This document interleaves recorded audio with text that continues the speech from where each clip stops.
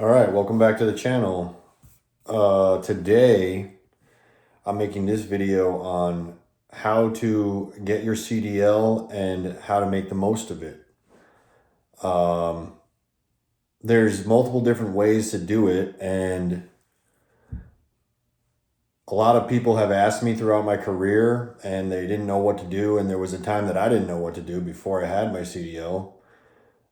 And it's a little bit harder nowadays to get it in the sense of the work that you actually have to do. But there are plenty of avenues to go down. And if you really want your CDL, you should definitely go for it. A couple things right off the bat. If you're thinking about getting your CDL and you want to drive for a career, or maybe you want to do it for a job that requires your CDL, if you have a drug problem, like you can't stop smoking weed or whatever, just don't even bother. You will be constantly drug tested at every job you ever go to, random, quarterly, pre-employment, everything.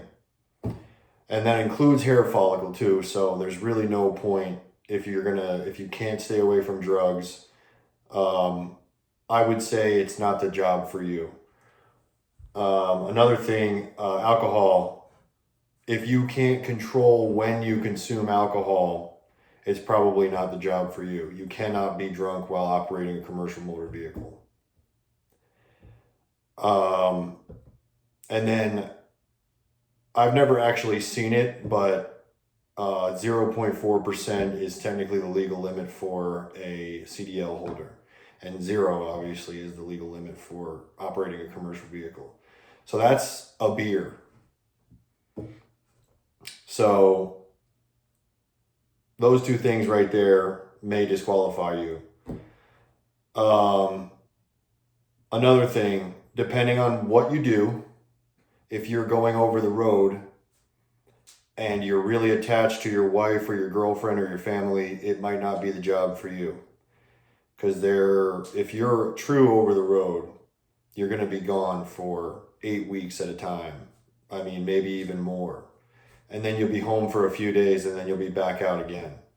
So you'll never really see your family. And even if you are daily local, most of these jobs, they want you to work 60 hours a week and possibly 6 days a week. So it's a lot of hours away from your family. So if that's going to bother you, or you have extracurricular activities that you want to do, you probably won't have time for much other than work, honestly. That's one of the drawbacks. The only way to make money is to work a lot of hours or be out on the road for a long time. But there are ways around that, which I'm going to get into as well. So first of all, how to get your CDL. Now, the way I did it is the way I'm going to promote to anybody else to do it, because I would say it's the easiest way and it's the least expensive way. And I don't mean easy as in the sense of you don't have to do all the same things as the other ways, but financially the easiest way. So I originally had spoke to a salesman at a food company. I worked at a bar, and my girlfriend at the time was the manager of the bar, and she would check in the orders and talk to the salesman and stuff like that. And he worked for a company called Ginsberg's. If you're familiar with Cisco or US Foods, Ginsberg's is a local upstate New York food distribution company. And at some point in their conversation, she brought up that I wanted to drive trucks, and he said that they would hire me with my permit. So I had to get my permit first, and then they hire you and you drive their trucks and train there, and then you take your road test and you have your CDL. Now this is back in 2013. So the new regulation where you had to take a course itself was not a thing yet. I believe that became official in 2021, maybe 22, something like that. So all I had to do was get my permit, learn how to drive. I think there was a week wait or something like that because I had to wait a week. And then I went and took my road test and I got my license. For the permit test, if you want to get your Class A with no restrictions, you're going to want to take your general knowledge portion, your combination portion, and your air brakes portion. Combination is going to be difficult, and air brakes is also going to be difficult if you're unfamiliar with it. General knowledge, I don't recall having an issue with. I studied for a few days and I passed them all first try. If you're going to go for your Class B, it's just general knowledge and air brakes. However, if you're going to ask me, I would say just get your Class A right off the bat, if that's possible. So after that, I went to Ginsburg's. I got hired. The day I was hired, they told me to schedule my road test, and I was like, "Are you sure? I mean, I don't know if I'll be ready." And they're like, "You'll be ready." I'm like, "Okay." So I went out on the road and I was delivering food, so I was learning that job at the same time, and it was on the job training, and I went out with a driver trainer that was teaching me both. And by the end of that first week, I was ready to go. My road test was scheduled, I believe, for that Tuesday or Wednesday after that. So really, I only had my permit for 9 days until I got my CDL. There was no written module portions that I had to study or anything like that after that. I just took the road test, made sure my pre-trip was good, and then, I was alone ever since then, 13 years ago. So that is the way I would recommend anybody get their CDL, except now there would be a computer module portion of your training that has to be submitted to whatever state you live in. It's FMCSA rules, CFRs now, where you have to do actual either online training or training with a instructor in the truck, and it has to be like documented and stuff. Whereas like my trainer just kind of showed me the ropes and I went out there and did it. And that's the amount of time it took me personally. Now, there are multiple different industries where you can get a job with your permit and get trained on the job. Some companies will require you to sign a contract to stay with them for a certain amount of time. Mine didn't. I ended up staying there for about 9 months. It was a good job. It just wasn't very high paying. And it was kind of far from my house. I had broken up with that girl that I was with at the time, and we lived a lot closer when we lived together. So when I moved back to the town I was from, I was kind of too far away, which is another thing, actually. You do not want to live too far away from a truck driving job if it's a daily job, because if you're going to drive an hour to work, then drive for 14 hours in the day, then drive an hour home, you're literally driving for 16 hours a day. And that doesn't include what else you're doing throughout the day. You got to go to the grocery store, you got to do this, you got to do that. So I would recommend living fairly close to wherever you are. Right now, my job is 10 miles away, so it's about 10 minutes by car to get there. And even that's too much. The pre-trip portion of the road test seems to be the most difficult part for a lot of people. And I don't really know why, but at my last job, which was an oil field job that you needed your CDL for, I trained a lot of individuals on how to drive. And they were all failing the pre-trip portion of the road test. And I didn't understand why, and what I found out was, actually just no one gave a shit. That's what it was. The pre-trip is very important. Number one, just throughout your career, you're going to have to do a pre-trip every time. And yeah, you can gun deck some of a pre-trip, sure, especially if you're driving the same truck all the time. Like, yeah, I know the windshield is good. Yeah, I know this. But if you're driving different trucks or a new truck and new to you for the first time, you're gonna want to do a full pre-trip every time and at least once a week, full on pre-trip, you know? I'm just being realistic. Like some guys will say pre-trip every time. Like you need to know your truck is what it is. Obviously, you're gonna check the tires, the lights, all the very essential things, you know, check it for leaks before you hit the road every day. But I know what's wrong with the truck I drive right now. Um, what else? So there's opportunities to get hired at companies with your permit, and I would say that is the route to go. Other routes you can go are if you know somebody that owns a truck and you have your permit and you want to pay for those computer module courses to submit to the state yourself, you can do that. You know, but I would assume somebody that's watching this video doesn't really know anybody well enough for them to take the time to let you drive around in their truck um, with your permit. And then the other option would be to go to an actual truck driving school, which is something you pay for, and I think it's anywhere from like $3,000 to $7,000. So that's quite a bit of change. Um, and I just don't understand why anybody would pay. Now, if you look at it from like this educational perspective, like people pay to go to college and then they get a job and pay that off. I guess you could look at it that way, but why would you not just want to start working, get trained by a real professional driver, and get paid a little bit while you're doing it?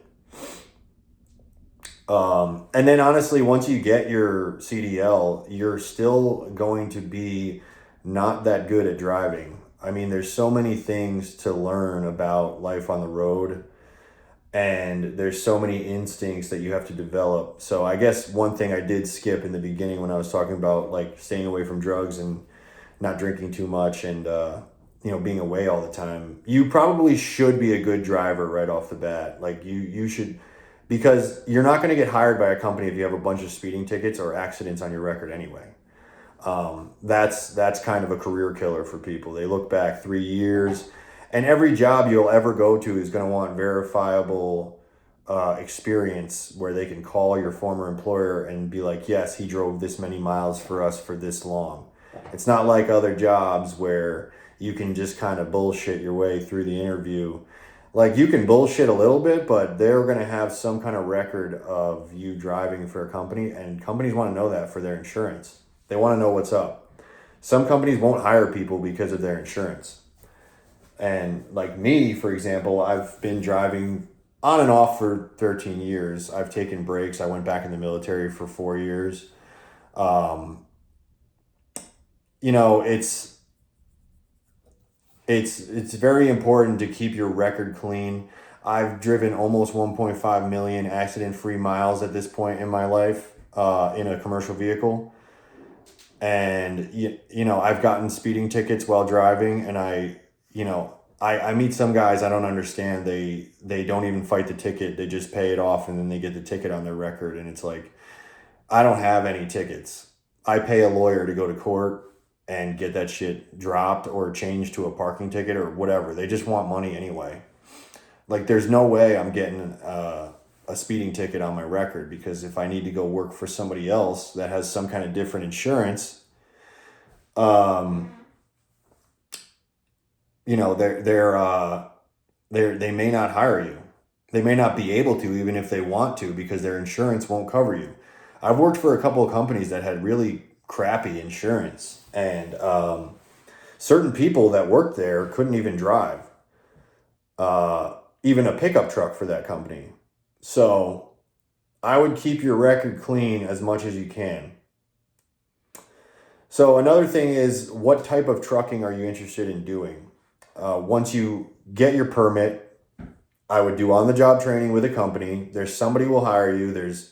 I mean, here in the oil fields, it's an industry that requires CDLs, but there's other things to jobs too. Like you're going to be out on, you know, oil and gas locations working, but somebody has to drive those trucks there and back. Some of them aren't just full-time driving jobs, but they require an A or a B. there's multiple different types of, I mean, there's so many different industries. There's agriculture too, which I think would actually be a pretty good place to start if you maybe go do a harvest with your permit, with some guys. That would give you some good driving experience in a Class A vehicle. But there's dry van is probably the easiest tractor trailer job you can get. When I say dry van, I just mean the big 53-foot trailers you see all over the road. Uh, they just get loaded with pallets or whatever at warehouses mostly, and then they back up to another loading dock and get unloaded, and then they do the same thing over and over again. A lot of those jobs are no touch freight, which means you don't do the loading or unloading. Sometimes you got to pay those guys to do it. Sometimes you got to do it yourself. Depends on who you work for and what you're doing. There's reefer, which looks just like a dry van, except it's got the refrigerator unit between the sleeper and the trailer. It's on the trailer, and the walls are a little bit thicker, and they obviously transport frozen and refrigerated food. There's not really much more to that job. It's very similar to dry van, except you have to fill the reefer fuel tank, and you got to keep track of its hours and make sure it's actually on when you're driving. But other than that, it's pretty much the same. There's flatbed, which is most of my career. I've done reefer, dry van, flatbed, oversized loads like lowboys. I've driven concrete mixers, dump trucks, pneumatic bulk trailers, dry bulk. Just trying to think, oil field trucks, just whatever I came across that seemed interesting to me, I did, but mostly flatbed stuff. I prefer flatbed. I like strapping and chaining down the load and being able to see it. I also like when I'm empty, there's just a flat trailer. There's nothing. It's just my thing. It's actually more work though than, reefer or dry van. There's flatbed specialized and oversized loads.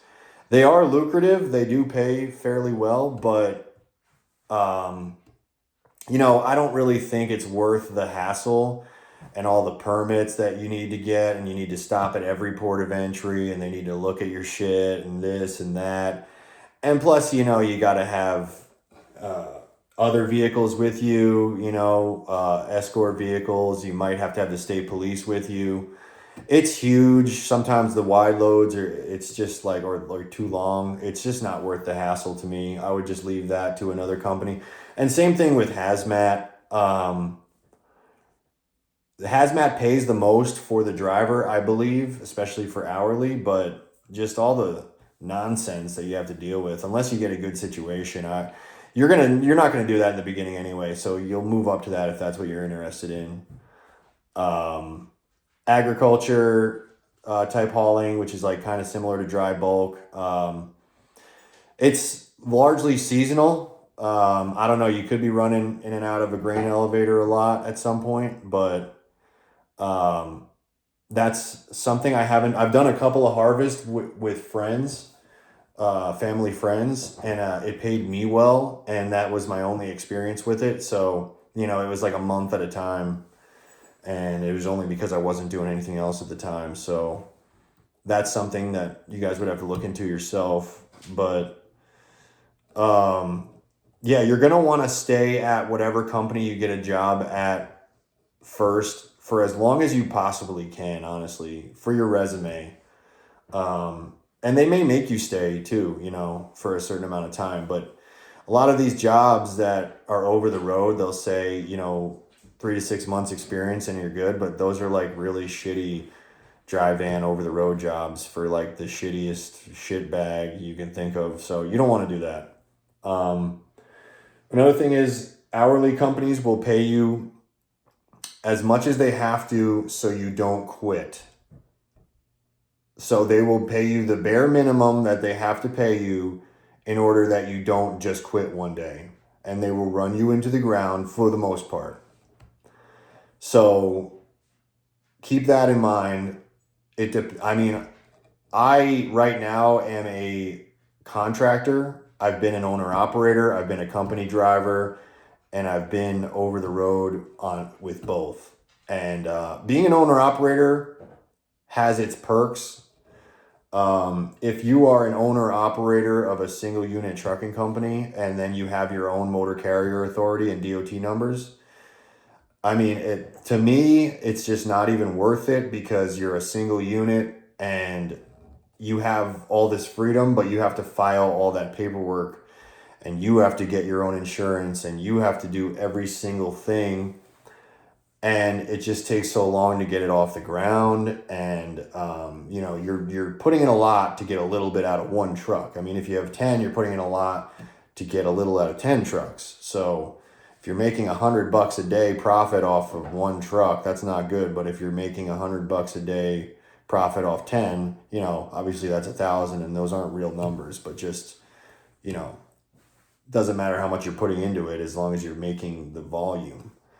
But if you are an owner-operator contractor, on the other hand, you own your truck, maybe just bobtail, or maybe your truck and trailer, and then you lease to a company that's existing already. And I would say that's the sweet spot if you're an owner-operator because you're under their insurance and, they're technically providing you with the loads for the most part.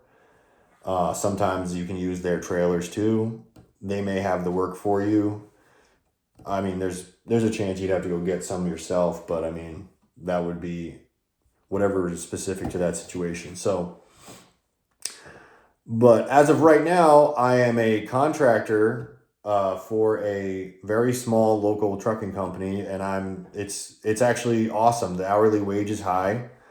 There's no insurance for something like that, for like health insurance or dental or anything like that. But I'm a veteran, so I have VA health insurance. I don't have to worry about if the motor blows up. I don't have to worry about fuel. I don't have to worry about tires. I don't have to worry about insurance. None of that stuff. But I'm not a W-2 employee, so no one can really also tell me what to do. When they call me with loads, they ask me if I want it. I have my own truck that, I'm the only one that drives. And I may buy it. I'm undecided, honestly. I'm undecided. I may buy it from them. But I don't have to right now. My hourly wage is high and I can write everything off that I do anyway. I do have to do the maintenance on this truck myself, oil changes, tires, stuff like that. And which is kind of a drawback, but it's on me. No one's telling me what to do. I do what I need to do to keep it running. And, it's a good situation. So anyway, I don't want to get too far into the weeds with that. So permit first, then get hired by a company, road test and training, stay there at first, and then branch out and do what you want to do. Like I said, oversized loads, not that fun. Dry van, boring but easy. Reefer, boring but, there's money there. Flatbed is the most fun, and you can get paid really well, depending on, what you're hauling and for who. There's also a lot of hot shots on the road, and I actually had a hot shot truck over the road at one time too. It was an F-350 dually, and I had a 40-foot straight deck trailer. And that was one of the best times of my life. It was awesome. I could take it places that you can't take a semi. Very uncomfortable to sleep in. I spent a lot of money in hotels, sleeping in hotels instead, which I probably shouldn't have done at the time. You also obviously can't take as much weight as a semi, but you could take something that's 40 feet long, like all kinds of stuff for flatbedding. So I just think that's the best for me, at least. Maybe I'll feel different when I'm 60. But yeah, if anybody has any questions, hit me up in the comments and I will get back to you.